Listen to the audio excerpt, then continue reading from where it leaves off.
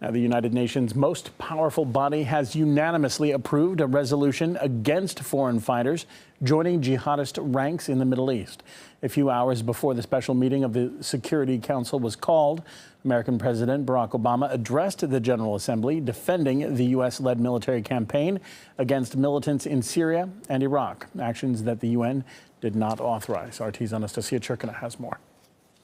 So far, the 69th session of the UN General Assembly has really been nothing but eventful. Certainly, this kick-started with a statement we heard from Ban Ki-moon, which certainly seemed to set the tone of the events we've seen unravel so far. He did say that this year has really been terrible for the UN Charter. And this really seems to have been a good statement because the messages that we kept hearing all throughout the day, really a lot of them seem to be raising certain concerns about double standards being applied. And one of those, of course, has to be the highlight, which was the speech of the U.S. President Barack Obama addressing the UN General Assembly. Of course, traditionally and not quite unexpectedly, blaming Russia for all that's bad in Ukraine. And he's also described it as aggression in Europe, said that Russia has been breaking international norms and pouring arms and fueling violence on the ground. And certainly these statements we've heard before, but the reason they're curious today is because they are coming at a time where it seems it might have been a good idea for the United States to